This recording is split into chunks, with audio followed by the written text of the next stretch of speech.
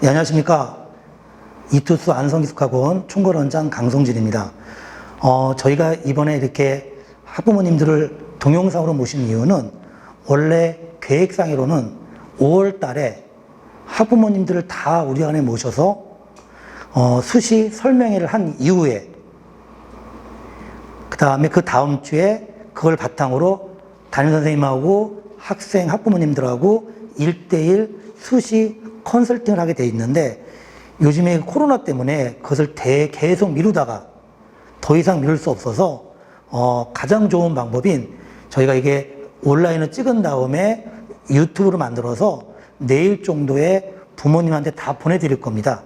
그러면 그걸 들으시고 이번 주 토요일부터 저희가 전화로 1대1 상담이 있지 않습니까? 그럴 때 상당히 도움이 되시라고 저희가 지금 이 인강을 찍고 있는 겁니다.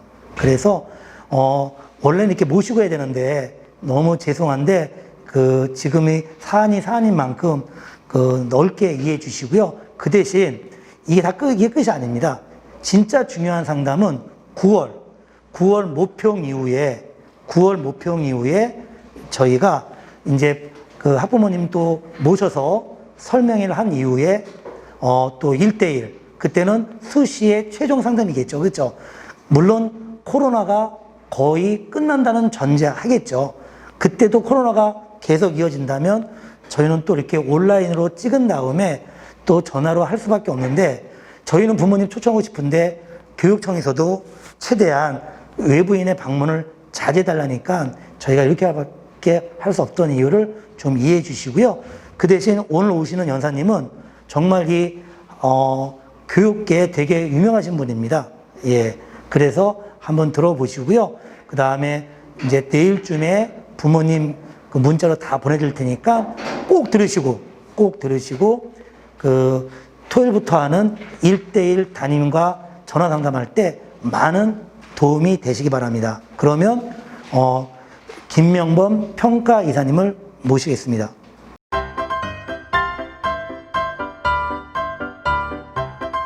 올해 수시 전략에 대한 부분에 대한 설명을 좀 하려고 하고요. 이제 수시 부분은 이제 재수생 같은 경우, 여기 다 재수생이잖아요. 재수생은 고3 때 다들 이제 실패를 해보니까 수시는 내하고 거리가 좀 먼 것이 아닌가, 이제 그런 생각들을 좀 많이 하고 있습니다. 자, 올해 이 수시 전략, 이제 수능 이제 5개월 조금 덜 남았죠. 이제 약 5개월 정도 됐는데 꼭 이것만 알고 가자.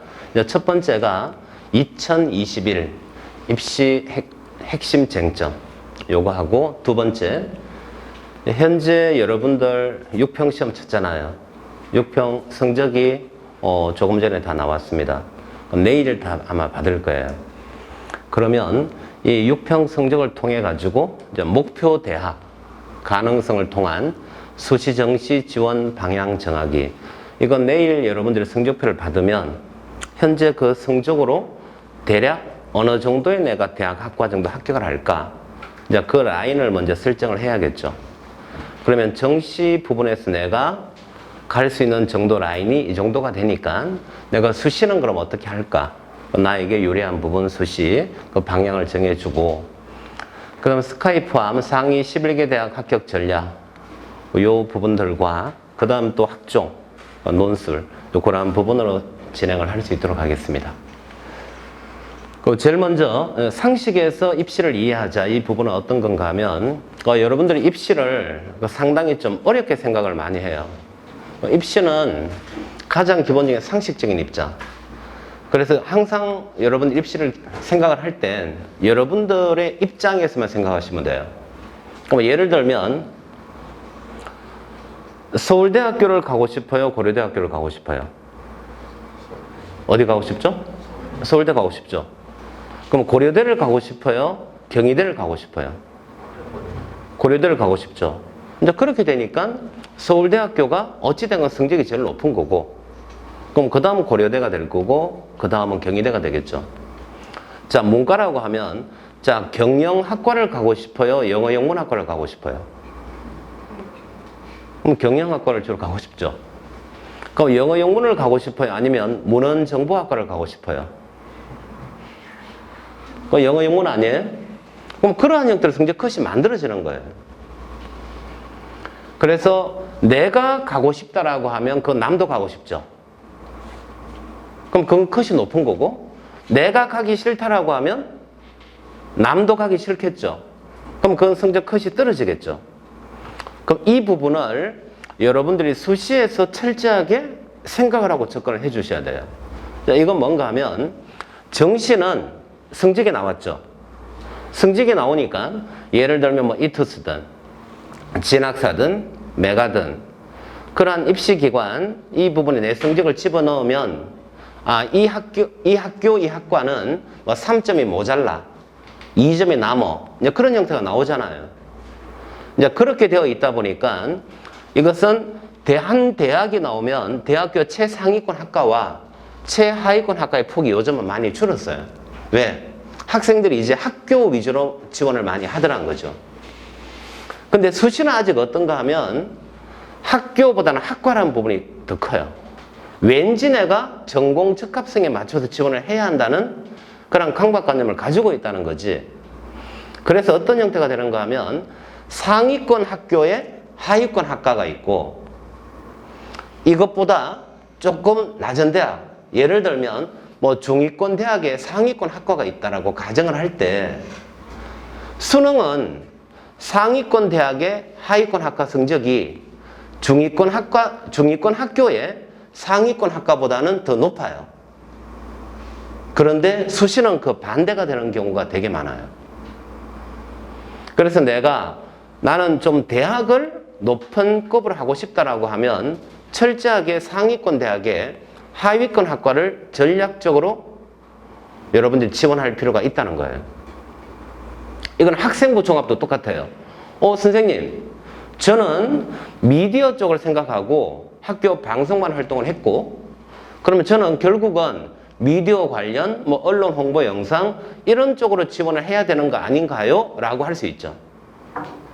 자, 그러면 그 친구가 문과에서 하위권 학과를 지원한다고 해볼게요.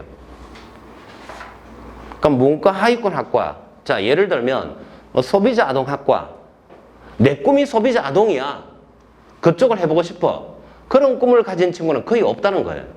그렇지 않아요? 내 꿈이 토목공학 쪽으로 내 꿈을 가진 그런 친구 봤어? 없죠. 다시 말해, 대학교 같은 경우에 과들을 보고 좀 비인기 학과는 그 꿈을 가진 친구가 사실 거의 없어요. 연대 문헌정보, 내 꿈이 나는 도서관 사서부터 시작을 해서 나는 그런 쪽으로 연구하고 앞으로 그렇게 살 거야, 그런 꿈 가진 친구 봤어요? 없지 않아요? 그럼 결국은 내가 학생부 종합을 한다라고 해도 전공 적합성이 반드시 필요하긴 하지만 하위권 학과의 전공 적합은 거의 없다. 그렇다라고 하면 그런 부분을 공략을 해도 상당히 좋아요. 그런데 내가 어떤 과를 희망하고 그러한 부분에 대한 열심히 한 활동들이 있죠. 그러한 부분들을 높이 산다는 거예요. 그러한 것들도 생각을 해보고 여러분들이 수시를 좀 준비를 했으면 좋겠고, 이 상식이란 건 다시 한 번 더 내가 하고 싶다라고 하면 남도 하고 싶다. 근데 내가 하기 싫으면 남도 하기 싫죠. 철저하게 그런 입장에서 접근을 좀 해보자는 거예요, 입시를. 첫 번째는 이제 수치에 주목하자. 이건 뭔가 하면 여기서 이 수치는 어떤 대학 발표 자료가 나오면 여러분들이 봐야 될 거, 이제 원서 써야 될 때 그때 봐야 될 부분은 어떤 건가 하면 작년도 모집 인원과 올해 모집 인원이 변화가 있나 없나. 예를 들면 작년에 10명을 모집했는데 올해 13명을 모집한다라고 해볼게요. 그러면 컷이 약간 떨어질 가능성이 크죠.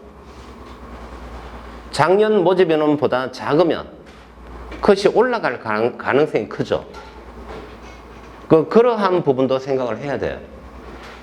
그런데 대부분 원서 지원을 할 때 학생이나 학부모님은 어떤 부분을 보는가? 작년 자료를 보지 않아요. 그냥 올해 것만 보고 내가 갈 대학의 현재 인원들, 그리고 작년에 컷이 얼마였더라, 그 정도만 보는 거거든요. 그리고 올해 이 학교의 학생부 종합 인원 숫자가 줄었다라고 하면 가기가 약간 힘들어졌다. 그건 좀 많아졌다라고 하면 약간 더 유리하겠네. 그 부분도 봐야 되고, 그 다음 대부분 지원을 한다라고 하면 유사한 형태 지원이 되겠죠. 예를 들면 자, 성균관대를 쓰는 친구가 있어요. 그럼 그 친구의 최상위권이라고 하면 어떻게 되죠? 서울대, 연대, 고대, 성대, 서강까지 쓰는 친구가 있어요. 그죠? 어떤 친구는 서강대를 쓰지 않고 성대까지 원서를 지원하는 친구도 있고, 또는 성대를 최상으로 보는 친구는 주로 어디까지 쳐요? 경희대 라인까지를 하는 경우들이 대부분이에요. 성대, 서강, 한양, 중앙, 이화, 경희. 그런 정도로 지원을 하게 되거든요. 그러면 그러한 그룹 형태로 묶어가지고 이 그룹의 인원이 줄었나 늘었나도 해볼 필요가 있죠. 그래서 그러한 부분이 이 수치에 좀 주목하자. 그럼 몇 명 모집인가? 작년 컷이 어땠다? 그러한 부분들을 신경을 쓰자는 거고. 그 다음 두 번째, 일반고 특목 자사고의 차이를 이해해라. 이건 뭔가 하면 이제 이건 학생부 종합에 지원할 친구들이에요. 자, 예를 들면 경희대학교 네오에 내가 지원을 해. 그럼 경희대 네오 지원을 하는데 작년에 여기 이과는 4.8등급도 합격이 됐대. 평균 등급이 3.6등급이래. 나는 3.2등급이면 충분한 거 아닌가? 이제 이 부분에서 자, 평균 3.5등급대가 네오에 많이 합격이 돼요. 근데 그러한 학생들을 보면 특목 자사고 출신이 많더란 거예요. 그럼 일반고 형태로 볼 때는 어느 정도인가? 2점대 중반 정도가 돼요. 네오 합격자의 평균. 그러면 내 출신고가 일반고인가? 아니면 특목 자사고인가? 자, 그 다음은 전국 단위의 자리에 현혹되지 마라. 이건 뭔가 하면 일반 언론에 이런 거 나오죠. 뭐 올해 정시 인원이 얼마가 늘어났다, 줄었다, 수시가 늘었다, 줄었다, 논술 인원 늘었다, 줄었다.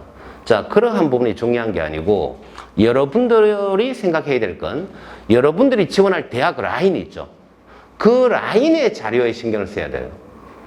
예를 들면 전국에 정시가 만약에 10만 명이 늘었다라고 칩시다. 그런데 내가 지원할 학교 라인은 정시가 줄었다라고 하면 의미 없는 거 아닌가요? 수시로 갈 친구들 같은 경우, 뭐 정시로 갈 친구들. 그러한 유불리가 있기 때문에 내가 목표하는 그 대학 라인, 그 부분의 인원이 어떻게 되어 있는가, 그러한 부분도 체크를 좀 하자. 그렇게 얘기를 하고 싶어요. 자, 그러면 올해 핵심 키워드는 첫 번째가 학령 인구 감소입니다. 자, 여러분들 작년에도 이 얘기 들었죠? 제가 생각할 땐 올해가 최근 10년간 대학 가기가 가장 좋은 해다라고 저는 봐요. 자, 그 이유가 일단 학령 인구 자체가 작년과 비교하면 작년 올해 비교하면 5만 정도가 줄어요. 근데 또 재작년과 작년 비교하면 또 한 5만 줄었죠. 결국 10만이 준 거예요. 그런데 현재 대학교 모집 적어는 거의 흡사해요. 그러면 재작년과 비교하면 약 10만 명이 줄었다가 되면 어떤 현상이 벌어지죠? 일단 첫 번째가 학교 가기가 약간 편해진 건 맞죠? 그 다음 또 어떤 현상이 벌어져요? 내신 따기가 가면 갈수록 어때요? 더 어려워지는 거 맞죠? 자, 내신은 자 1등급은 4%잖아요. 그렇잖아요? 2등급은 11%잖아요. 그러면 예를 들면 이렇게 보시면 돼요. 내가 10,000명일 때 1등급은 얼마? 4%니까 400명이 나오죠. 근데 이제 9,000명이 됐다. 그럼 1등급이 어떻게 돼요? 360명이 나오겠죠. 그럼 2등급까지는 11%니까 10,000명이라고 치면 약 1,100명까지가 2등급이잖아요. 근데 9,000명이 되면 어떻게 돼요?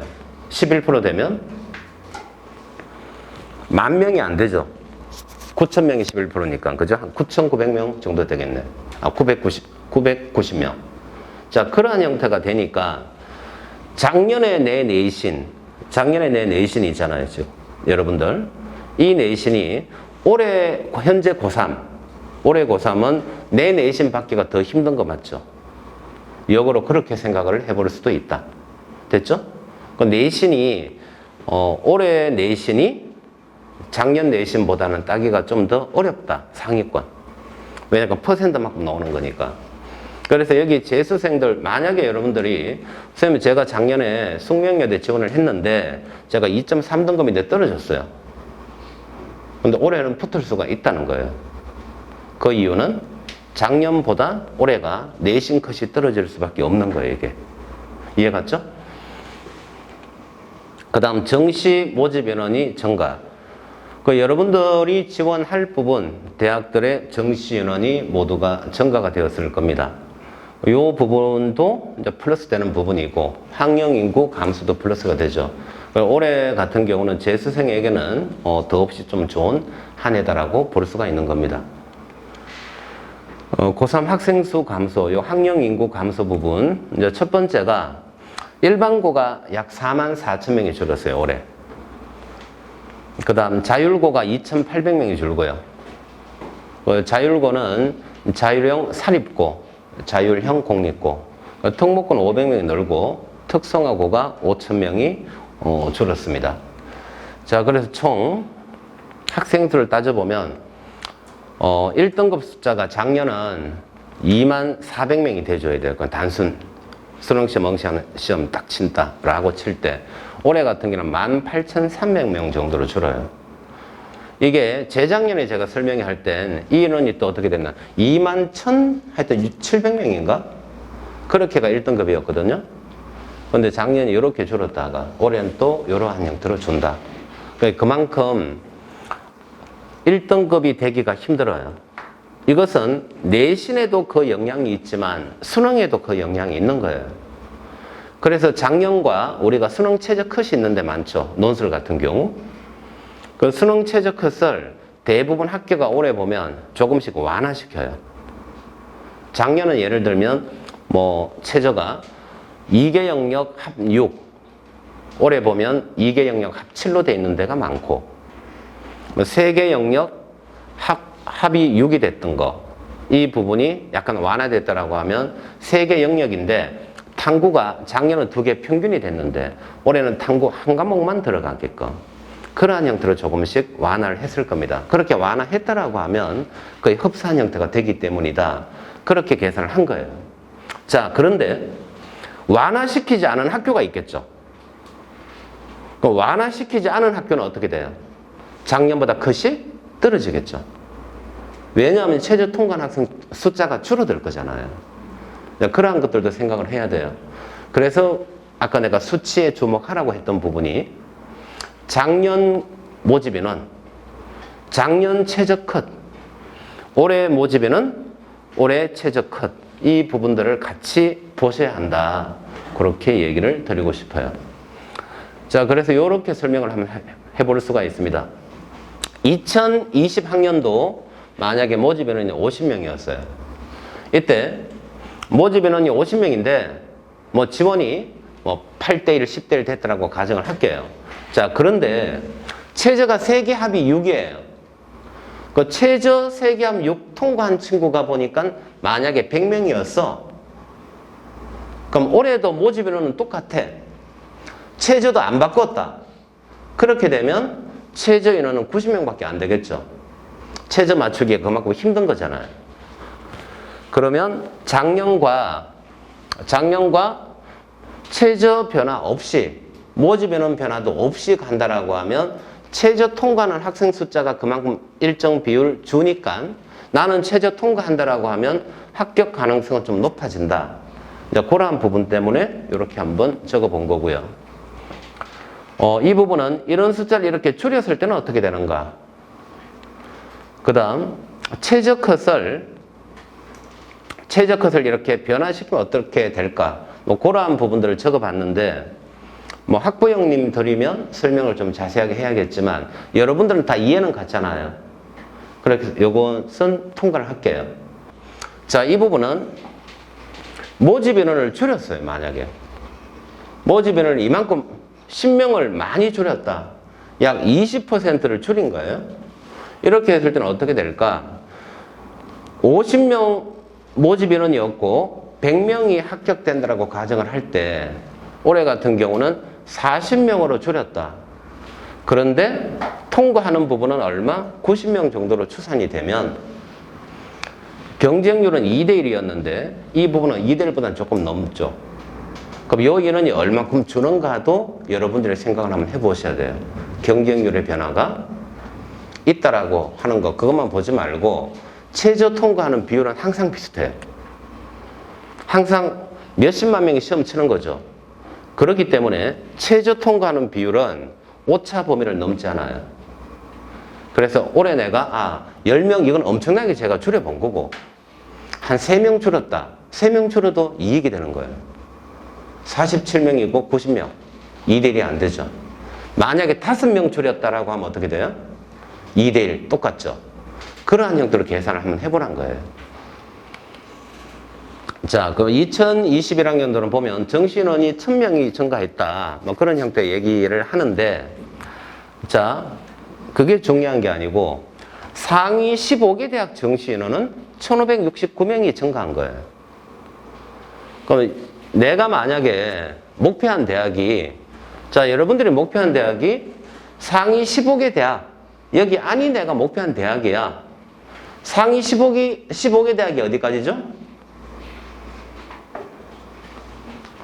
상위 15개 대학이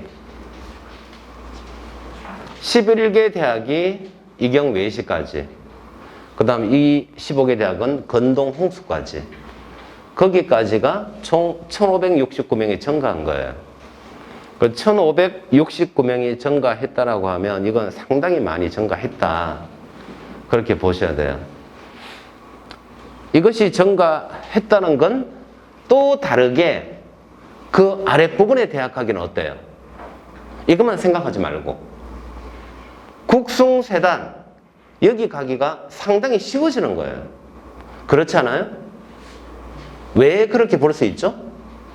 자, 한번 만약에 여기는 뭐 경희대도 들어가고 경희대, 뭐 성대, 서강대 모두 다 들어가 있죠.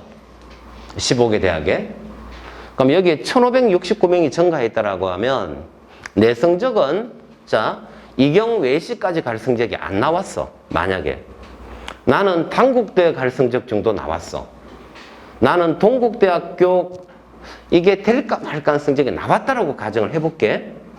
그럼 어떤 형태가 벌어지나 하면, 자, 1569명이 증가했으면, 자, 경쟁률이 1대 1이 아니죠.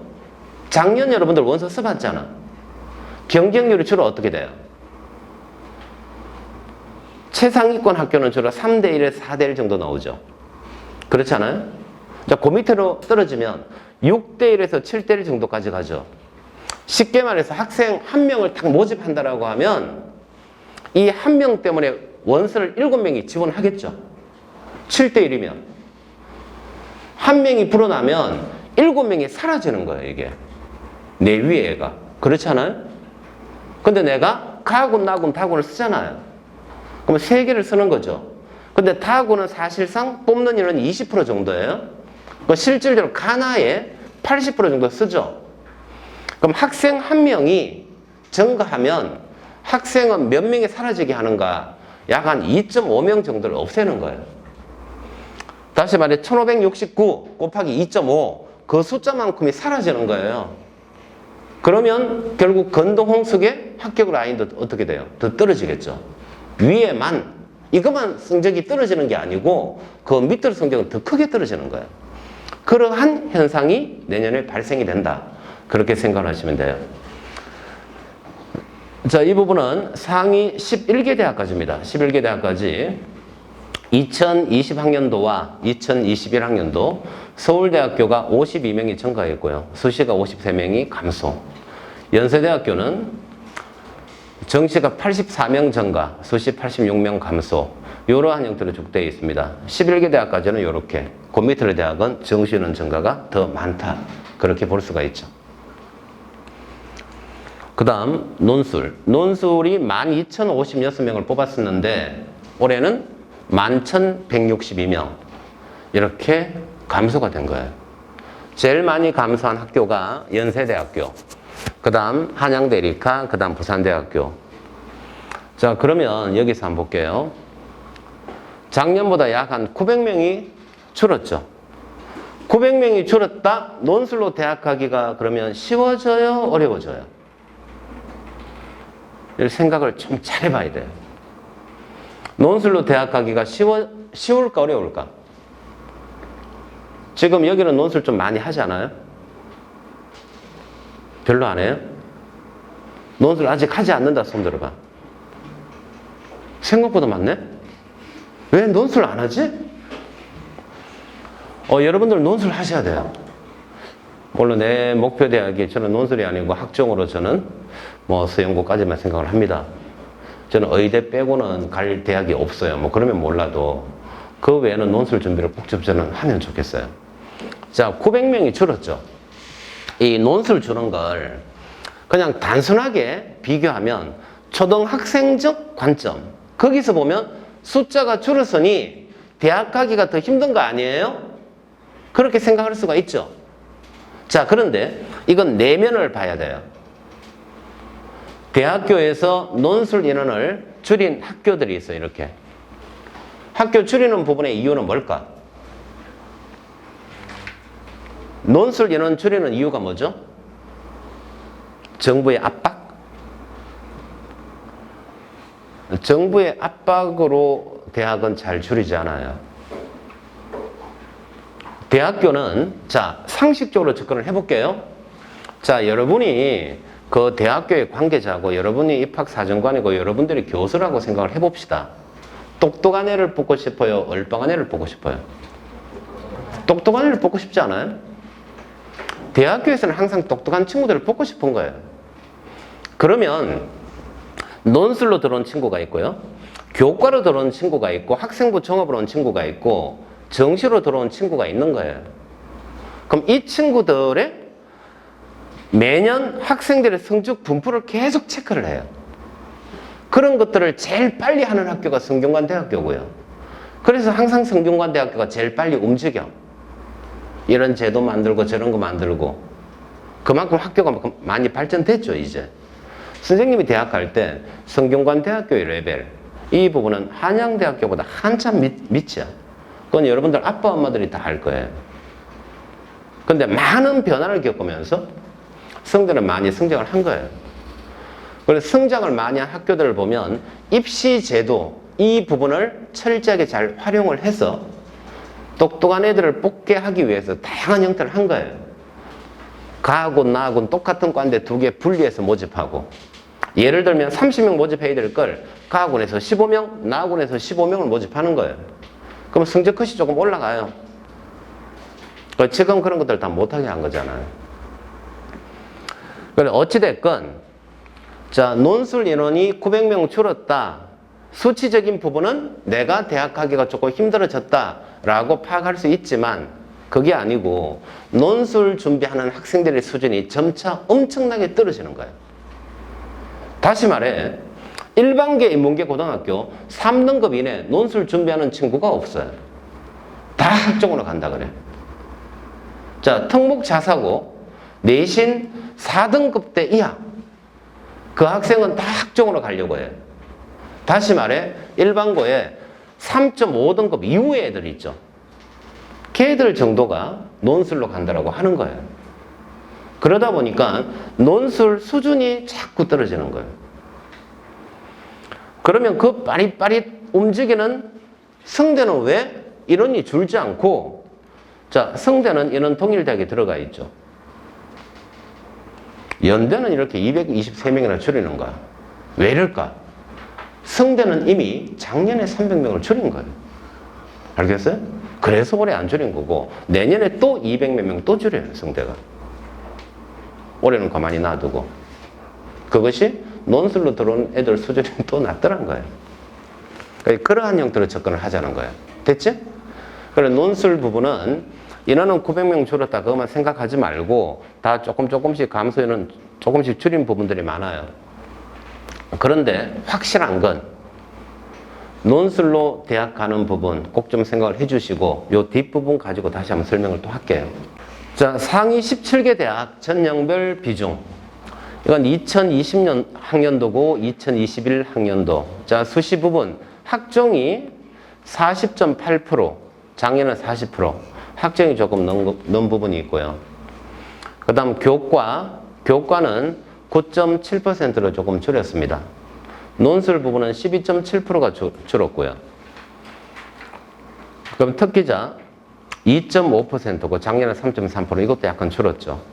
실기 이쪽 부분은 3.8%였는데 3.9%, 0.1%가 증가됐고, 그래서 수시계는 69.6%, 71.6%. 작년보다 수시 인원은 줄었고 정시는 늘었다. 이제 그렇게 보면 돼요. 여기에 상위 17개 대학. 학령 인구 감소로 인한 수험생 인원 변화. 올해가 약 46,232명, 뭐 이 정도 감소될 걸로 그렇게 추정을 하고 있습니다. 그 다음 수학 시험 범위 2021학년도고요. 현재 여러분들 시험 치는 부분은 이거죠. 자, 이과 학생은 수원, 확통, 미적분. 문과 학생은 수원, 수투, 확통. 자, 여기에 확통, 수원이 공통 과목이고, 다시 말해 수투는 문과 미적분이고요. 이 미적은 이과 미적분이잖아요. 그럼 올해는 이렇게 되어 있는데 내년은 이렇게 바뀌어요. 이것도 어떤 차이가 있을까? 자, 수원, 수투가 공통이 되고요. 확통, 미적분, 기하. 여기서 선택 과목 한 개예요. 자, 이 부분은 문이과의 개념이 사라지고 선택 과목 중 한 개 과목 선택. 어떤 것을 의미하는 거야, 이게? 왜 제가 이런 형태, 이런 감소 얘기를 했다가 갑자기 수학 범위가 이렇게 바뀌어? 이 얘기를 왜 할까요? 다시 말해, 재수 한번 해볼까? 이 생각이 고3이 쉬울 수 있죠. 이해 갔나요? 야, 바뀌는 게 별로 없어. 만약에 여러분들이 현재 고3인데, 야, 내년에 이것이 이렇게 바뀌어. 재수하면 큰일 나. 그렇게 될 땐 어떤 현상이 벌어져요? 아주 보수적인 원서 지원이 되겠죠. 그렇지 않나요? 그런데 재수 한번 해볼만 해. 그런데 제가 지금 수시 전략 설명에 이 얘기를 꺼내는 이유는 뭔가? 아마 고3은 이러한 형태까지 재수까지 생각을 한다라고 하면 여러분들이 재수하게 된 이유 부분 또 이게 있지 않아요? 작년 수시 원서 쓸 때 선생님, 수시는 내가 좀 가고 싶은 학과 써야 되는 거 아니에요? 그게 되게 크지 않았나? 그리고 내가 현재 선생님 제가 6월 평가원 점수는 이런데 사실 제가 아직까지 생활과 윤리 고2 때 배웠고 지금까지 사실 공부를 안 했고 이건 공부 안 한 성적이고 지금 제가 여름 방학 때 생활과 윤리고 이정 수업 딱 들으면 제가 47까지는 걱정할 게 없을 것 같아요. 그런 형태 생각을 한다는 거예요. 선생님, 지금 제가 수학이 좀 안 나와서 수학 때문에 내가 계속 수업했는데 지금 내가 문학 안 노는 건 이번 여름 방학 때부터 박광일의 훈련도감 듣고 김승리 비문학 요것만 탁 땡기면 충분히 내가 2등급까지는 걱정 안 해도 돼요. 이런 형태가 다 된다는 거지. 그렇지 않나요? 그런 식들로 생각을 하고 있다는 거예요, 지금. 그럼 현재 고3이 그런 생각을 갖고 그러고 또 어떻게? 논술은 어려운 거야. 그럼 학종을 어떻게 한번 해봐야지. 이제 그 생각 가지고만 있어요. 그러다 보면 수시 부분은 올해 같은 경우 제 예측은 고3 같은 경우는 인기학과 있죠. 그쪽으로는 박 터지는 형태로 갈 거고 그 대신 비인기학과 형태는 좀 많이 외면되지 않을까 그런 생각을 하는 거예요. 그래서 저는 여러분들이 내가 희망하는 학과가 분명히 있지만 그죠? 희망하는 학과가 있지만 이 부분에 전공 적합성이라는 부분이 점차 완화되고 있는 추세가 있습니다. 그건 뭔가 하면 똑똑한 애를 뽑겠다는 거예요. 쉽게 말해서 어떤 과를 위해서 내가 미친 듯이 했다. 그런 친구는 특기자에서 뽑아요. 일반적인 학종은 네가 꿈이 그거였으면 그 꿈을 이루기 위해서 얼마나 철저하게 노력했니? 그래서 학교 대회는 어떤 거 나갔고 어떤 시상 받았고 그 다음 교과 수업에서는 어떤 너가 활동을 했는지 세특을 보고 결국은 이 학생의 열정을 많이 보는 거거든요. 그리고 네가 그 과, 희망하는 그 과와 관련한 교과 성적은 어떻게 되니? 그런 것들을 보는 거예요. 그렇다라고 하면 여러분은 내가 목표했던 학과 있죠. 그거와 좀 유사한 학과, 유사 학과로 바꿔서 지원하면 합격 가능성은 그만큼 높아질 수가 있는 거예요. 그런 생각들을 좀 해보고 수시 전략을 좀 짜면 좋겠습니다. 그 다음 이제 내일 성적이 나오면 이 6평을 통한 정시 지원 가능 라인을 확인해야 돼요.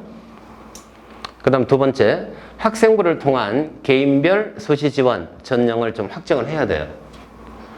지금 나의 학생부 상태가 이러니 나는 학종으로 좀 올해도 전념할 거야. 또는 나는 학종이 힘들어. 그러니까 논술로 할 거야. 그러한 생각들을 해야 되죠. 또 어떤 부분은 내가 학종을 2개 쓰고 논술로 4개 써볼 거야. 됐니? 그런 걸 해봐야 돼요. 자, 그런데 이때 학종과 논술의 판단 기준이 있어야 돼요. 내 정도의 스펙, 내 정도의 학생부 성적으로 학종으로 지원한다라고 하면 야, 이게 건국대학교 KU 자추밖에 안 되겠네. 그런데 내가 논술로 한다라고 하면 중대, 경희대도 충분히 해볼 만하다라고 하면 그럼 논술로 중대, 경희대 쓰는 것이 맞지 않아요? 그런 형태를 생각을 하셔야 되는 거예요. 무조건 내가 학생부 했던 걸 아까워하지 말고 내가 고등학교 3년 동안 이 개고생을 했어. 이만큼을 만들었는데 이걸 써야 돼라는 생각하지 말고 그걸 쓰는 부분에 대학이 어느 라인 정도까지 될까? 그 다음 내가 이걸 사용해서 그 라인 정도 가는 것보다 논술로 그 위쪽 가는 부분이 더 가능성이 높다라고 하면 그걸 아까워하지 말고 위에 써야 되는 거 맞죠? 그런데 무작정 내가 중대 다벤치 써야지 뭐 그런 형태는 아니잖아요. 그래 학생부의 상태를 그렇게 파악을 좀 해보셔야 돼요. 수시 지원 희망 및 가능 대학 학과 선정 이렇게 되어야 되고 그 다음 100분위에 따른 지원대학 학과 가능성. 지금 이 부분은 뭔가 하면 이제 내일 여러분이 성적표를 봤잖아요. 그 성적표에는 원점수가 없죠. 현재 여러분이 기억하는 거 원점수잖아요. 그 표점이 대략 얼마 나올 거야, 100분이 얼마 나올 거야. 이건 여러 가지 인터넷 통해 가지고 확인 정도 한 정도고 내일 정확한 점수가 나와요. 거기는 표준 점수가 나오고 100분위가 나오고 등급이 나오죠. 여러분들은 이제 표점과 등급은 신경 쓰지 말고 이걸 신경 쓰십시오. 100분위. 현재 이 100분위는 어떻게 만든 건가? 국어, 수학, 탐구 2개의 평균. 됐어요? 국어와 수학과 탐구 2과목의 평균. 그렇게 하고 문과다 297점 100분위가 나오면 서울대 경영, 이화여대 의예과 여기가 합격되는 정도 점수 라인이 될 거예요. 됐죠? 이런 거 적을 때는 여러분들 지금부터 적으셔야 돼요. 지금 안 적고 나중에 210점대 그때부터 적으면 부끄러우니까 지금부터 계속 다 열심히 그렇게 필기하면 점수를 알 수가 없죠. 자, 100분위가 290 정도가 되면 왜요? 암기하려고 하는구나. 고대 어문계열, 연대 하이학과, 성대 사회과학 계열, 서강대 상위권학과 정도 라인이 100분 290. 그럼 편하게 이렇게 보시면 되죠. 이제 이 계산할 때 편하게 까면 돼요. 자, 10점 까면 되지. 290이니까. 100분이가 총 300이잖아요. 10점 까면 국어 3점 까고 수학 3점 까면 탐구 4점 까면 되죠. 그럼 국어 97, 수학 97, 탐구 96 그렇게 100분위가 나오면 이 정도 대학을 간다. 됐죠? 너무 힘들어요?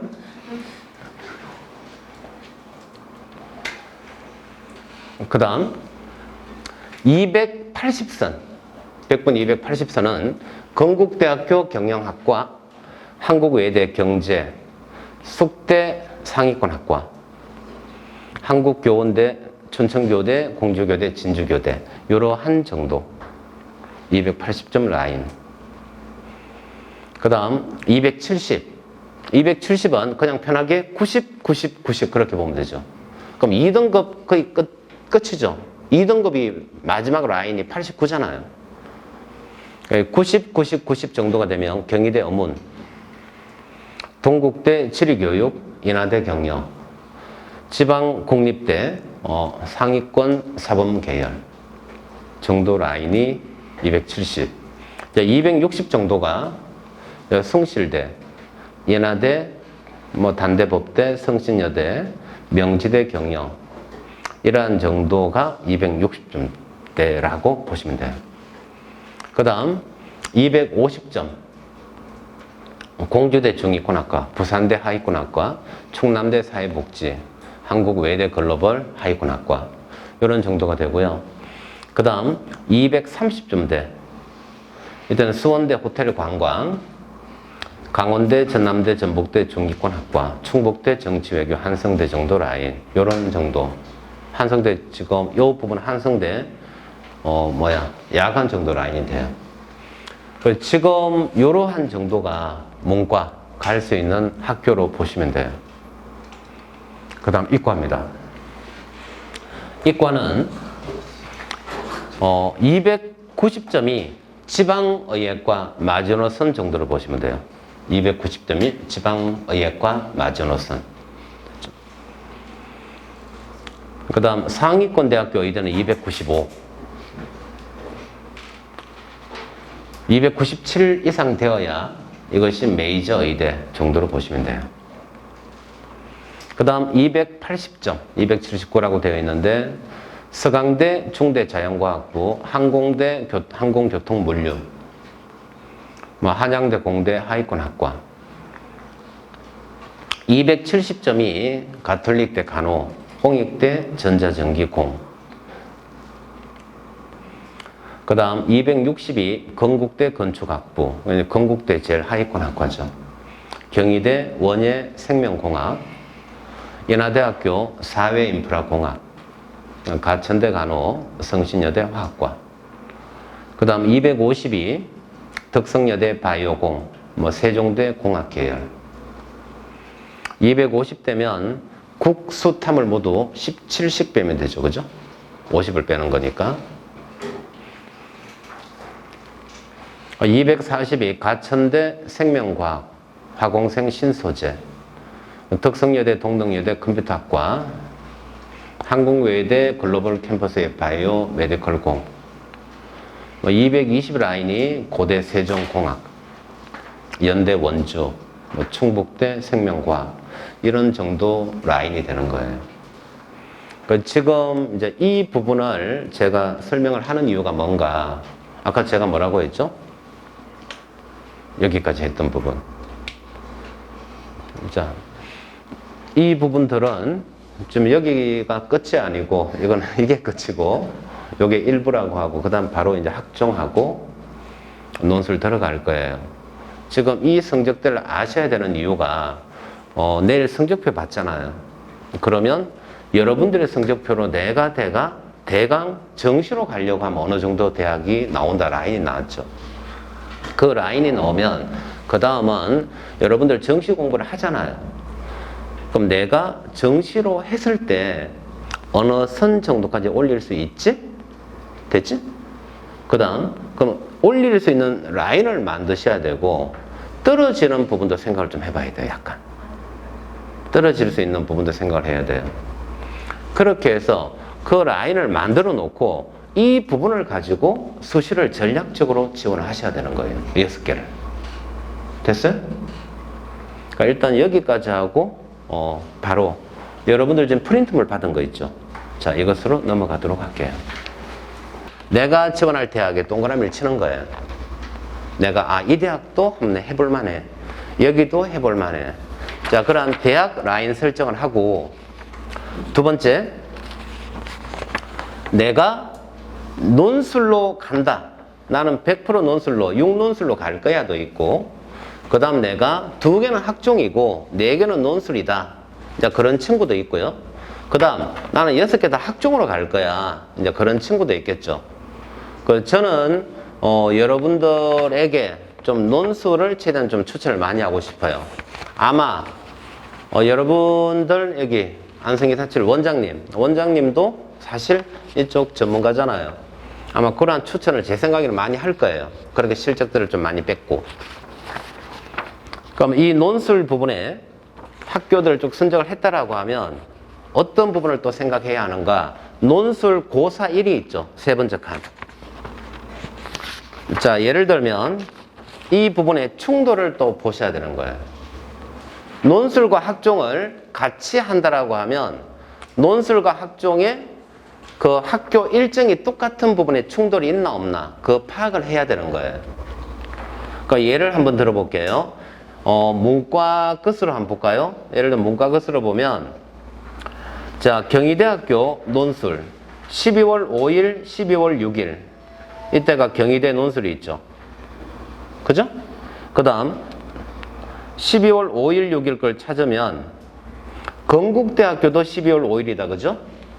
건국대 논술 12월 5일 문과 걸로 보면 그 다음 경북대학교 12월 5일 단국대학교 12월 5일 그 다음 동국대학교는 12월 6일 서강대학교 12월 6일 서울여대 12월 5일 성균관대학교 12월 5일 또 숙명여대 12월 5일 6일 숭실대 12월 5일 한국항공대 12월 5일 한양대학교 12월 6일 자 어때요? 많이 몰려있죠? 자, 이 몰려있는 부분에 일단은 이것도 초등학교적 관점은 여기서 한 개 선택을 해야 하네 이 생각을 하는 거다 말이야. 그렇지 않아? 한 개 선택을 해야 되는 거 맞죠? 여러분은 어떻게 생각을 해야 돼요? 여기서 이제 생각을 좀 더 해야 돼. 자, 내가 논술로 대학을 가고 싶으면 위에 대학 가고 싶은 거 맞죠? 그러면 내가 택도 없는 대학이야. 내가 이건 최저 도저히 못 맞춰. 그러면 그 학교를 지원 못하는 거 맞잖아요. 그럼 내가 최저는 이 정도는 내가 충분히 될 것 같아. 그럼 어때요? 위에 대학 서고 싶지 않아요? 그럼 같은 날짜에 있는 대학을 또 묶어봐야 되는 거예요. 이해갔지? 같은 날짜에 있는 대학을 묶자. 됐니? 그렇게 묶고 이제 거기에서 내가 이 대학을 꼭 합격하고 싶어. 학과도 좋으면 좋은데 학과가 조금 안 좋아도 내가 이 대학은 무조건 오케이. 그러면 많이 몰려있는 날 있죠. 그러한 부분에서 상위권 대학의 하위권 학과를 찾는 것도 한 방법이 되는 거예요. 이해 갔어요? 이거는 문과나 이과나 다 똑같은 거예요. 자, 그 다음 머리를 써야 된다는 것이 여기에 학종의 면접일도 같이 또 집어넣어 줘야 돼. 이해 갔지? 왜냐하면 학종이든 논술이든 하나밖에 선택 못 하잖아, 면접은. 그렇게 하기 때문에 같은 날에 있는 대학 그 부분의 학교 라인을 다 선정을 하자. 이제 그 부분에서 여러분이 내가 어떤 부분을 나는 선택을 할까? 이걸 전략적으로 판단하셔야 되는 거예요. 그래 날짜를 단순히 집어넣고 자 여기 중에 한 개 쓰고 여기 중에 한 개 쓰고 이게 아니에요. 됐죠? 근데 작년에 그런 생각을 별로 안 했을 거잖아요. 여러분들이. 그러다 보니까 어떤 형태가 돼? 자, 내가 가고 싶은 상식으로 입시는 이해하시라고 했죠? 내가 가고 싶은 학교는 남도 가고 싶지. 내가 가고 싶은 과는 남도 가고 싶지 않아요? 그러니까 그런데 몰리는데 집어넣으니까 팍 터지게 싸워가지고 처참하게 깨지는 형태가 있고 조금 머리를 쓴다라고 하면 어때요? 충분히 할만할 수 있는 것들이 나오거든?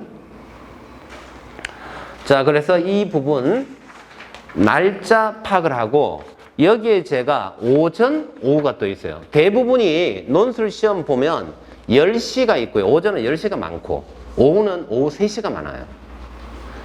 그래서 같은 날 오전과 오후일 땐 같이 한판 치고 뛸 수도 있어. 예를 들면 건국대, 경희대. 자, 경희대 수원 캠퍼스에 뭐 시험을 친다. 근대 경희대 수원이라도 충분히 이동 가능해요. 10시와 3시는. 이해 갔어요? 같은 경희대 서울과 건국대 서울 당연히 되죠. 그러한 부분을 생각하고 같은 날 오전, 오후를 선택을 해도 돼요. 자, 그것도 고려하고 제일 우측에 보면 뭐가 있죠? 수능 체제가 있죠. 자, 수능 체제를 또 봐야 돼요. 여러분들이 이제 목표 잡을 때 이건 성적대가 이제 조금 떨어지는 친구들, 성적대가 조금 떨어지는 친구는 수능 최저 내가 맞추는 게 그게 관건인 친구도 있잖아요. 자, 그러면 같은 날이라고 해도 같은 시간대라고 해도 둘 다를 선택을 해야 될 전략적 필요성이 있을 때가 있다는 거예요. 어떤 경우인가? 자, 수능 최저가 세기합 6이 있고 수능 최저가 세기합 6이 있고 두기합 4가 있어. 그럼 내가 두개합 4는 나왔는데 세기합 6을 못 맞추는 경우 있죠. 예를 들면 2, 2, 3, 3이야. 그러면 두기합 4는 맞췄지만 세기합 6은 못 맞췄죠. 그럼 내가 잘하면 세기합 6도 맞출 수 있을 것 같아. 이제 그러한 경우가 된다라고 하면 같은 날 같은 시간대 논술을 둘 다 쓰는 거예요. 두기합 4와 세기합 6 됐지? 그래서 세기합 6이 나오면 두기합 4대학은 안 가는 거고 세기합 6을 가면 되죠. 그런데 세기합 6은 안 됐고 두기합 4만 나온 거야. 그러면 그 밑에 대학을 가는 거죠. 왜? 최저가 학교 순위잖아요, 보면. 자, 그러한 부분들도 고민을 하셔야 되는 거예요. 자, 그래서 건국대학교하고 경희대학교 같은 날에 이렇게 있다 보니까 경희대 논술보다는 건국대 논술이 어떻게 보면 좀 약간 쉬운 부분도 있습니다. 경희대를 더 선호하는 부분이 있죠. 그래서 같은 날 어떠한 형태가 되는가 이 부분도 여러분이 판단을 해 보셔야 되고요. 그 다음에 논술 평가 내용 이 부분은 일단 여러분들이 좀 편하게 빨리 보고 이해할 수 있게끔 어떠한 형태의 시험이 나온다 그러한 부분들을 적은 거예요. 평가 내용은. 자, 여기에서 이제 논술을 아까 저는 좀 추천을 많이 한다라고 했는데 자, 우리가 이제 여러분은 알잖아요. 재수하니까. 자, 인문. 자, 인문계 같은 경우 논술은 인문 논술만 시험 치는 게 아니죠. 자, 인문 계열 같은 경우도 여기에 상경 계열 같은 경우는 인문 논술과 수리 논술 시험을 같이 치는 학교들이 있죠. 그래서 문과 학생인데 나는 수학에 좀 자신이 있어. 그런 친구가 있고요.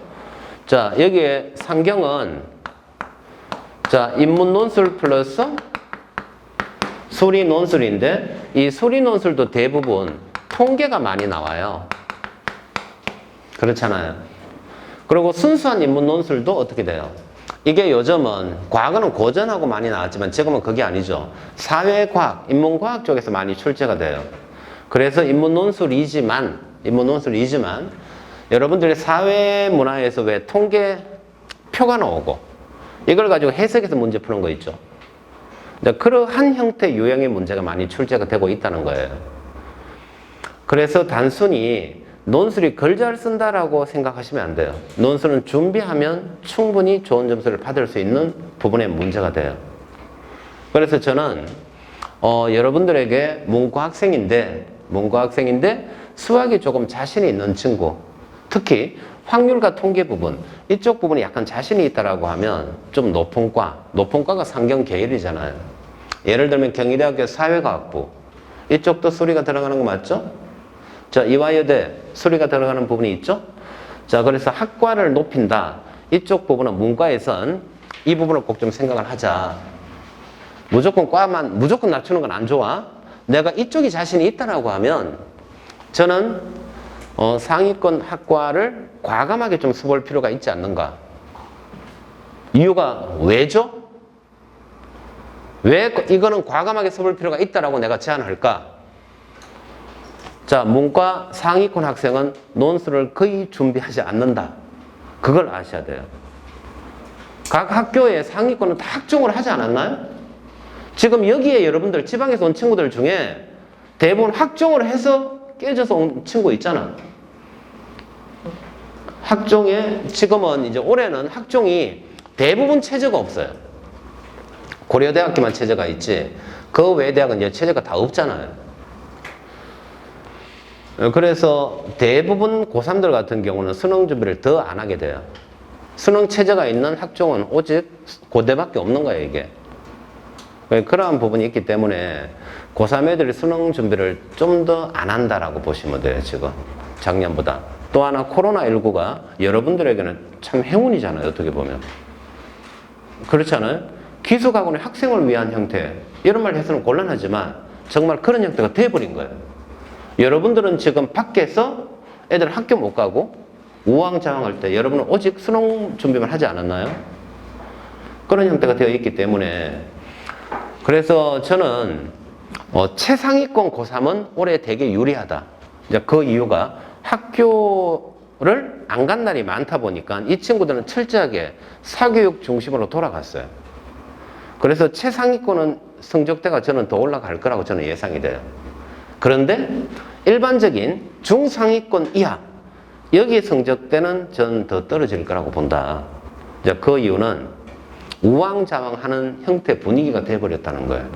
최상위권은 그 분위기는 절대 안 돼요. 그러다 보니까 올해 같은 경우 기숙학원의 학생들이 저는 좀 제일 유리하다고 보고 그 다음은 일반 재수생 그 다음에 이제 고3 그러한 형태가 되지 않을까. 그래서 여러분들이 전략적으로 선택을 할 때 수능 최저 기준 봐야 되고요. 그 다음 문과는 무조건 낮은 학과가 유리한 부분이 있지만 수학적이 좀 문과 학생 중에 자신이 있다라고 하면 인문과 수학이 같이 출제되는 학교 이러한 부분을 전략적으로 해볼 필요가 있다. 그래서 그 뒷면을 보시면 뒷면 보면 여러분은 뒷면이 아니다. 옆장이죠. 그 축소복사가 되어서 자 보면 인문 상경 계열 분리 출제 대학 인문 계열 언어 플러스 통계 언어 플러스 수리 언어와 통계와 수리가 같이 출제되는 학교를 분리를 해봤습니다.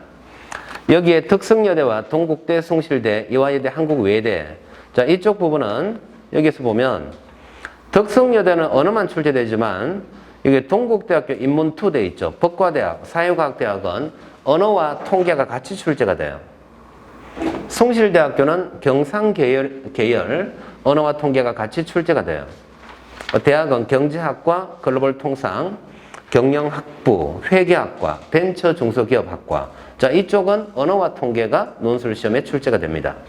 그 다음 이화여대 사회과학대학 사회과학부와 언론 홍보 영상학부, 경영학부 자 여기도 언어와 통계가 같이 출제가 돼요. 한국외대 같은 경우는 사회계열대학 뭐 정액과 행정학과 이러한 쪽도 언어와 통계가 같이 출제가 돼요. 그 다음 경희대학교 사회계열 여기는 언어와 수리 논술이 같이 출제가 돼요. 중앙대학교 상경계열도 언어와 수리가 같이 출제가 되고요. 한양대학교 상경계열 여기도 언어와 수리가 출제가 되죠. 그 다음 건국대학교는 언어와 통계가 출제되는 부분과 통계와 수리 출제되는 두 개로 분리가 됩니다. 여기도 상경계열 이쪽은 통계와 수리 형태의 문제로 출제가 돼요. 자 그러면 이렇게 문과를 설명을 했는데 그럼 이과는 똑같은 관점으로 볼게요. 아까 제가 입시는 어떻게 생각을 하죠? 상식으로 접근하자라고 한 거예요. 자 똑같이 그러면 자연계열은 자 논술을 준비하는 친구는 고3 중에서는 어때요? 상위권은 다 빠진 거 맞죠? 중위권 애들이 하잖아요. 하위권 아예 또 못해요. 그럼 중위권 애들이 논술에 도전해서 좀 더 좋은 대학 가려고 하는 거거든? 그러면 그 친구들이 수리 논술을 잘할까요? 못할까요? 수리 논술 자신 있는 친구가 없죠? 그러니까 자 자연은 수리 논술만 출제되는 학교도 있지만 수리 논술과 과학 논술이 같이 출제되는 학교도 있어요, 없어요? 여기 있잖아요. 이 부분을 전략적으로 하는 것도 한 방법이 돼요. 과거는 아니에요. 자, 과거는 학종이 아니고 논술로 가던 시대는 그때는 성적대 높은 학생이 선택하는 학교가 어떻게 돼요? 수학과 과학 논술도 2과목까지예요. 자, 현재 고3들 같은 경우에 논술 생각을 하지 않고 학생부 종합을 생각하죠. 그 다음 여러분들 생각하시면 돼요. 여러분들이 작년에 공부할 때 어떻게 했지? 작년에 고3이었죠. 너무 오래전이라 기억이 잘 나지 않겠지만 잘 생각을 해보면 작년에 여러분들이 학교에서 화학2 배웠잖아요. 물리2 배웠잖아요. 뭐 생명과학2 배웠잖아요. 그거 배울 때 어떻게 공부했는지를 생각해 보시면 돼요. 올해는 애들이 어떻게 해요? 올해는 그마저도 줌을 통해 가지고 인터넷으로 강의를 들었어요. 이제 5월부터 학교 갔잖아요. 그러면 작년보다 더 열심히 했을까? 내하고 수능과 관계가 전혀 없는 과목인데? 그럼 분위기 알겠죠? 자, 그럼 그런 친구가 자, 논술에 수학과 과학 2까지 나오는 논술을 선택을 할까? 이것도 생각을 해봐야 되겠지. 자, 과학 논술도 예를 들면 성균관대학교 같은 경우는 1만 출제돼요. 그죠? 한양대학교는 2까지 출제가 돼요. 그럼 2까지 출제되는 부분이 부담스럽지 않겠어요? 그런 것도 생각하고 전략적으로 해볼 필요가 있는 거예요. 그럼 내가 수리논술을 지금부터 저는 해도 안 늦고요. 이것 좀 하면서 과학논술까지 같이 좀 준비한다라고 하면 이 또한 합격 가능성을 많이 높이는 거다라고 저는 생각을 해요. 그런데 대부분이 선생님, 지금 제가 해야 될 게 이렇게 많은데 지금 제가 논술 지금부터 손을 대서 될까? 지금 아직까지 제가 수능에 좀 더 신경을 쓰고 9월 평가원 시험까지는 수능에 올인하고 그 다음에 논술 하면 어떨까요? 이제 그런 생각을 하는 친구들도 꽤 돼요. 뭐 저는 그 부분은 철저하게 반대예요. 논술은 지금부터 하는 것이 맞다. 빨리 하는 것이 유리하고요. 자, 빨리 해주고 그 다음 수능과 연관되는 형태로 공부를 하셔야 돼요. 논술과 수능은 완전히 별개의 내용이 아닙니다. 자, 올해 연세대학교하고 성균관대학교만 아마 수리논술의 기하 파트가 출제가 될 거고 그 외에는 기하 파트가 출제되는 학교는 없을 거예요. 그럼 기하 파트가 출제가 된다라고 해도 어느 정도로 출제가 될 건가? 아마 2차 곡선의 접선의 방정식 정도. 예를 들면 타원이 있고요. 타원에 접선 그었을 때 미분이죠. 그러한 형태 정도 문제가 출제가 되지 않을까? 그 이상은 출제가 안 될 거예요. 그럼 그러한 부분들 크게 힘든 형태는 되지 않을 거고 그러면 이제 여러분들의 수능 시험 범위와 똑같죠. 논술 시험 출제 범위가 수능과 똑같잖아요. 그러면 어차피 내가 수능 부분에 올인할 거란 생각을 갖고 있다라고 하면 논술과 수능이 별개라고 생각을 하지 말고 원리적 접근은 똑같으니까 내가 자 수능 공부를 하면서 원리적인 부분 가지고 논술을 좀 더 접근을 해보고 싶다. 저는 그 생각으로 과감하게 한번 뛰어들면 어떨까? 이걸 얘기 드리고 싶고 그러면 선생님 수학, 과학은 이해가 가는데 문과, 인문 논술은 도움이 돼요? 또 그렇게 얘기 나올 수 있죠. 인문은 도움 안 되잖아요. 인문도 도움이 철저하게 되죠. 자, 인문 논술을 잘하기 위해서는 제일 첫 번째가 뭐죠? 제시문을 철저하게 이해했니? 정확하게 요약했어? 이거잖아요. 자, 비문학 첫 번째 지문이 뭐예요? 윗거를 읽고 이것으로 설명 가능한 것은 이것으로 설명한 것 중 적절하지 않은 것은 그것이 1번 아닌가요? 비문학 1번 문제는 항상 이 글을 읽고 그것을 완벽하게 너가 이해했니? 그게 첫 번째 문제가 되는 거고 두 번째 문제가 뭐예요? 기억이 이 제시문 내용으로서 설명 가능한 것은 가능하지 않은 것은 그게 2번 문제잖아요. 3번 문제는 뭐예요? 자, 이것의 디귿이 이 보기가 하나 꼭 나오죠. 이 디귿과 보기를 같이 여러분들이 이해를 해주면 문제 풀 수 있는 형태가 되잖아요. 자, 비문학은 여러분이 공부하기보다 저는 제시문을 철저하게 짧은 시간 내에 정확하게 읽고 이해했니? 저는 그거 되면 비문학 문제를 풀 수 있는 거예요. 여러분들이 비문학을 틀렸을 때 분석을 해보면 왜 틀렸지? 틀린 학생들과 제가 인터뷰를 해보면 틀린 이유는 거의 흡사해요. 제시문이 내가 평상시에 많이 접해보지 못했던 내용이 나온 거야. 그러다 보니 그 제시문을 읽었는데 빨리 이해가 안 갔어. 그러니까 어떻게 되죠? 지금까지 내가 살면서 가지고 있는 지식과 상식을 동원해서 내 생각을 개입을 시킨 거야. 그 어설픈 생각 개입 때문에 틀린 거 아니에요? 다시 해설 보니까 다 이해가잖아.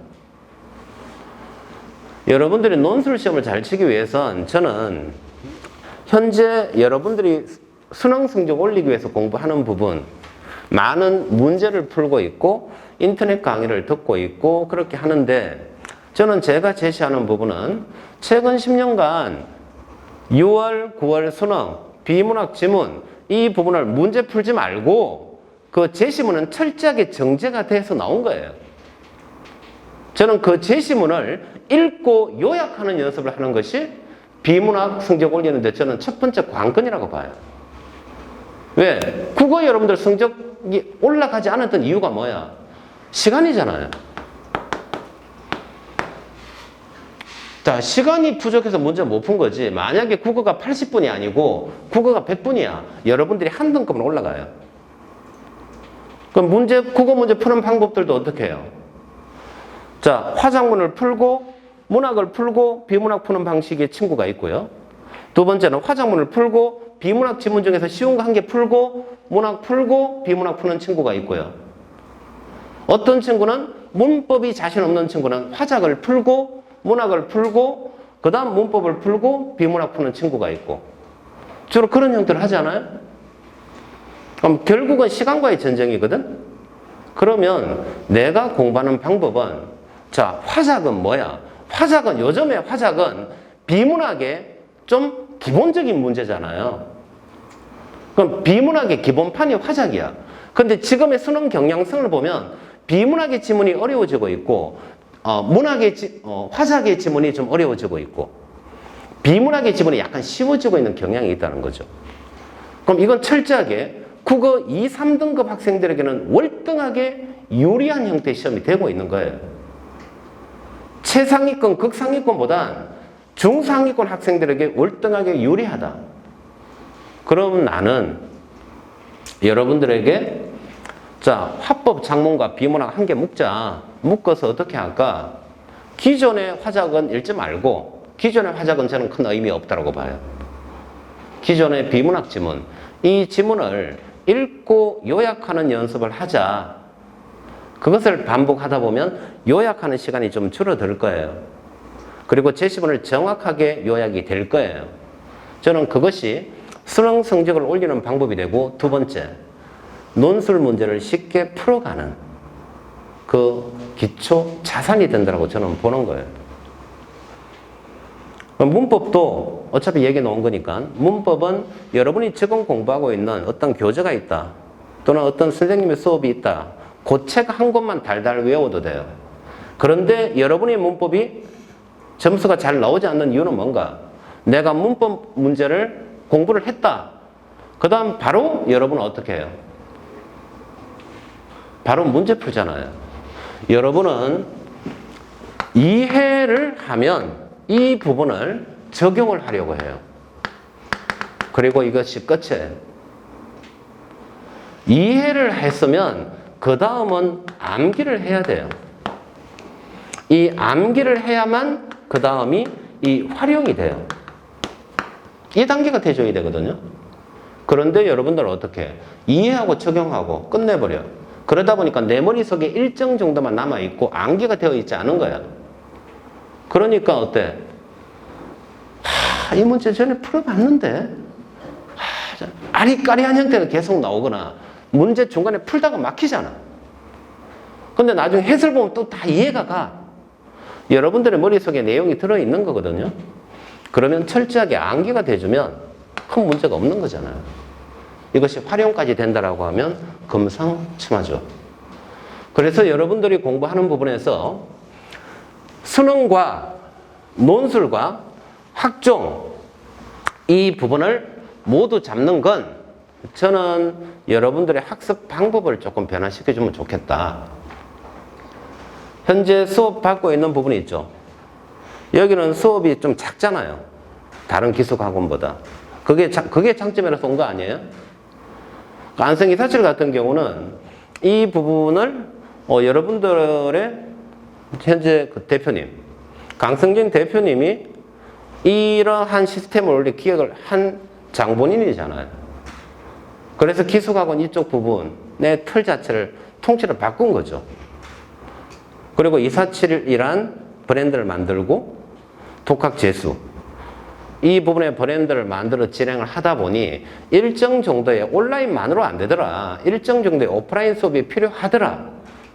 그래서 지금 247 기숙학원은 일정 수업들을 집어넣고 그 다음에 여러분들 자습 시간도 철저하게 좀 많이 풀어놓은 거잖아요.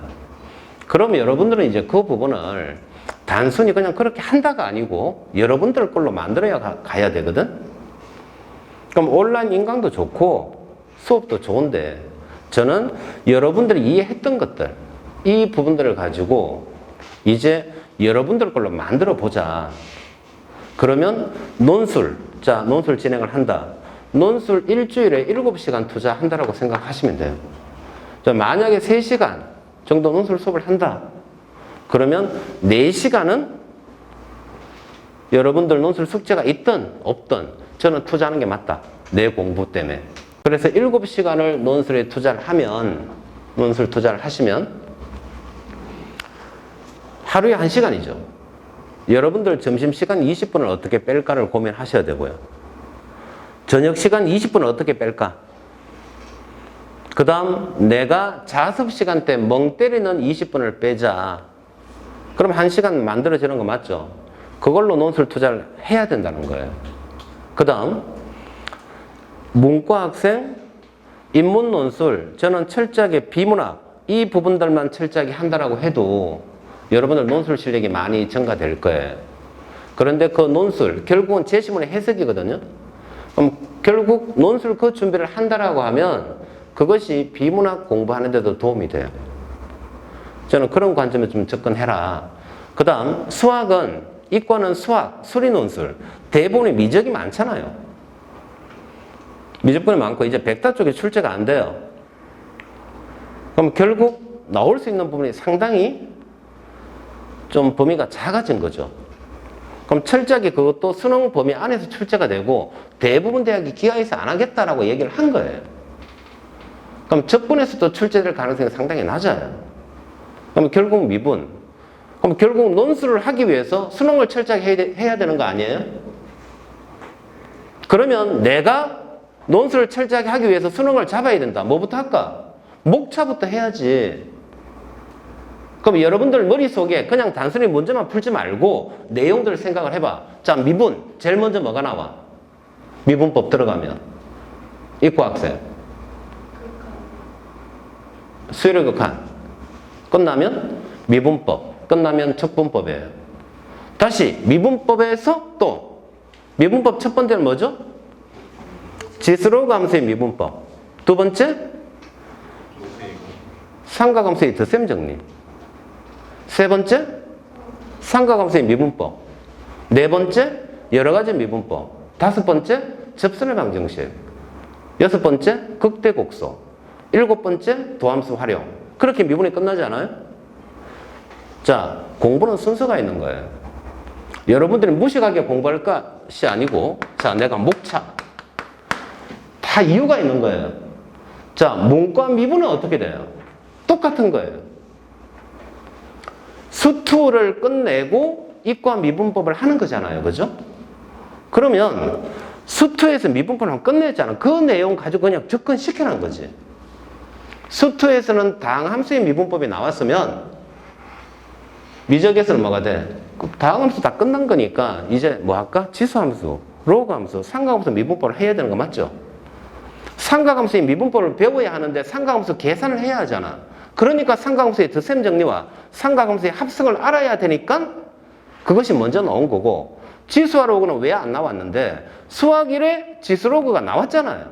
거기서 계산하는 걸 다 배웠으니까, 그러니까 바로 지수로그 함수의 미분법이 나온 거고, 그러니까 자 이제 다항함수의 미분법, 삼각함수의 미분법, 지수로그 함수 미분법 다 배웠지. 이걸 다 배웠으니까 어떻게 할까? 미분법 끝난 거 아니야, 배울 건. 그런데 못다한 것이 있다는 거예요. 뭐? x와 sin x가 곱해져 있다. 합성함수의 미분법이 나오는 거죠. 다항함수와 상각함수가 곱한 거 있잖아요. 결국은 함수의 곱이야. 그럼 곱의 미분법을 한 거니까 당연히 그 다음 뭐야? 몫의 미분법이 나올 거 아니야. 그렇잖아요? 또는 매개변수로 통한 미분법. 그래서 지금까지 했던 미분법을 짬뽕한 걸 한 것이 여러 가지 미분법. 미분법이 끝이 났네? 그러니까 이걸 이용하자. 이용을 어떻게 할까? 그것이 바로 접선의 방정식이고, 다음 과정이 극대극소고, 그것까지 다 했으니까 마지막 이제는 미분법의 활용 파트, 속도 가속도, 그런 형태로 나오는 거죠. 이러한 형태의 일련의 순서는 공부한 하나의 과정이 되는 거거든요. 그럼 여러분들 머릿속에 그 과정을 쭉 다 기억을 하고 있니? 그런 것이 돼야 수능이 되고 논술이 되는 거예요. 단순하게 그냥 논술 공부 문제 풀고 야 여기는 어렵다 쉽다가 아니고, 저는 그런 관점에서 공부한다라고 하면 여러분들이 수능도 충분히 대박 칠 수 있고, 논술 그것이 안 됐을 때, 한두 과목이 깨어졌을 때 논술로 충분히 갈 수 있다는 거예요. 아마 여러분들 학종은 지금 여기 강 대표님이나 이 원장님이나 학종 부분은 여러분들의 여기 전략단님입니까?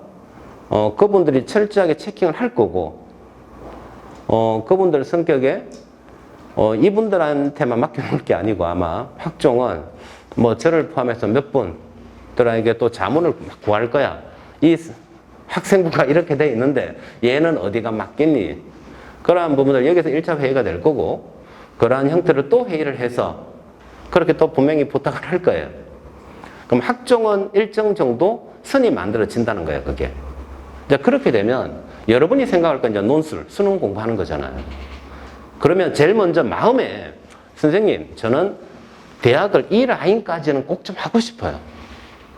일단 그게 있어야 이 부분을 분석해서, 야, 너는, 야, 건국대학교는, 야, 너가 KU 자출 한번 해보자. 쌤, 작년에 거기에서 떨어졌는데요. 야, 너가 작년에 이과 쓰지 않았니? 너는 이쪽 과가 상당히 유리해. 그런 부분이 만들어질 수 있는 거죠. 그래서 그러한 라인을 여러분들이 만들어 봐야 되고, 그 다음, 한 분이 여러 학생들의 학생부를 검토하거나 논술 부분 이러한 것을 검토할 때 여러 학생을 검토하다 보면 놓칠 수 있는 부분이 있어요. 이거는 유명한 뭐 수시 전략가라고 해도 그분이 짧은 시간에 많은 학생을 보면 무조건 놓칠 수 있는 것이 나올 수밖에 없어요. 그래서 여러분들이 이러한 내용을 알아야 돼요. 어느 학교 부분에서 내가 좀 더 유리하고, 그러면 같은 날짜, 아까 같은 날짜라고 해서 무조건 선택하는 게 아니었죠. 어느 학교들이 그 급에 딱 되어 있고, 그럼 나는 어떤 부분으로 접근할까? 이제 그 부분도 나는 이과 가고 싶다, 이 학교 가고 싶다, 다른 사람도 똑같을 거거든요. 그러한 부분들을 생각하면서 학교 선정, 학과 선정을 해야 돼요. 그리고 최저 기준, 이 부분도 고려해야 되죠. 그렇게 접근을 해 주신다라고 하면 아마 학종과 논술, 이 부분 수시 전략을 짜는데 좀 크게 도움이 되지 않을까라고 생각을 합니다. 자, 오늘은 제가 여기까지 하고 여러분들 질문을 받고 끝을 낼게요. 예. 논술을 보면 보통 체제가 있잖아요. 네. 체제 기준이 있는데 체제 기준이 없는 논술 전형 같은 것도 어떤 관점으로 이제 좀 봐야 될지. 최저 기준이 없는 논술. 네. 최저 기준이 없는 대표적인 논술이 연세대학교, 그 다음에 한양대학교. 여기가 최저 기준이 이제 없는 학교, 높은 학교. 근데 뭐 시립대부터 쭉 돼 있죠. 그러면 최저 기준에 없는 학교가 논술 문제 수준이 좀 높아요. 이제 그곳은 논술로 학생을 100% 뽑겠다는 거죠. 이제 그렇게 계속 관치해 온 곳이 한양대학교입니다. 그래서 한양대학교 논술 문제가 보면 성균관대학교나 서강대학교보다 더 좀 어려워요. 거기는 약간 심화된 논술 문제. 연세대학교 같은 경우는 과거는 학부 과정에서 배웠던 내용도 많이 들어왔고, 그래서 경고도 먹었었고, 그 연대는 약간 창의적 논술 문제라고 보시면 돼요. 어찌됐건 최저가 없는 부분은 논술 문제가 좀 어렵다 정도로 그냥 생각을 하는 것이 제일 좀 편할 것 같고, 그러면 최저가 없으니까 어떤 형태가 돼요? 또 학생들은 많이 덤벼요. 막무가내로. 많이 덤비니까 경쟁률이 약간 높아지는 부분들, 이 부분들은 좀 있을 수 있죠. 근데 연대는 약간 예외입니다. 왜냐하니까 문제를 풀어보니까 너무 어려워. 포기를 더 많이 하는 경우들이 있어요. 그래서 여러분들이 제일 먼저 신경 써야 될 건 수능 이전과 이후가 더 중요해요. 수시는 수능 이전과 이후. 자, 수능 이전이다. 논술 시험이든 면접이든 보면 끝이죠. 말 그대로 수능 대박이 돼도 수시 납치가 되죠. 자, 그런데 여기서 납치가 되는 경우는 잘 없어요. 그렇지 않아요? 여러분들 친구들 중에 납치된 친구 있어요? 수시 납치. 얘기만 들었죠. 그만큼 잘 없는 거야. 그러니까 납치되면 유명해지잖아요. 그렇지 않아요? 예전에 재수학원에 학생이 수능 만점이 나왔죠. 그런데 원광대 의대에 합격을 했죠. 수시로. 학생부 교과로. 그런 형태가 있을 수 있습니다. 그런데 납치는 잘 없어요. 그래서 여러분들이 너무 납치 걱정하지 마시고, 저는 수능 이전을 좀 전략적으로 많이 해보면 좋겠어요. 일단 수능 이전 심리가 여러분의 적은 재수보다 고3들이라고 보시고, 수시는. 그러면 고3 학생은 본인 걱정을 되게 많이 해요. 내가 수능을 마치 잘 칠 것 같고, 그래서 이 학교는 꼭 내가 쓰고 싶고, 그 학교도 꼭 이과를 쓰고 싶고가 되게 크거든. 그래서 수능 이전 시험에 대학은 무조건 학과 낮춰서 저는 쳐라. 그럼 가능성이 아주 높다.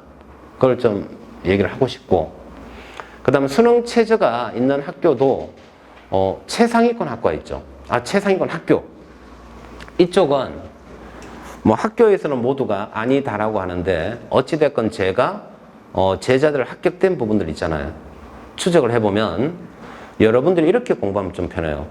논술을 열심히 하는 건 맞는데 일정 정도 하더라도 수능 성적이, 자, 예를 들면 3개 합이 6이에요. 그럼 2가 되면 되는 거 맞죠? 나머지 한 과목도 2가 나오면 합격 가능성이 몇 배 높아진다. 이거는 제 경험이에요. 그러니까 나는 아이들에게 얘기할 때, 너가 수능 준비도 논술 준비도 열심히 하지만 수능 체제만 생각하지 말고 전 과목을 체제라에 맞춰라. 그래서 서강대학교, 성대 합격한 친구들 있죠. 걔들 보면 주로 1, 2등급이 많아요. 근데 쌤 모두가 1, 2등급 되면 그거 가지 않아요? 모두가 1, 2등급이라고 해도 100분위가 낮으면 사실 갈 수 있는 부분은 동국대학교 정도 라인 되죠. 그렇잖아요. 그런데 4, 2, 2 이런 형태는 잘 되는 거 못 봤어요. 떨어지는 경우가 많아요. 그것도 탐구는 한 과목이잖아요, 대부분.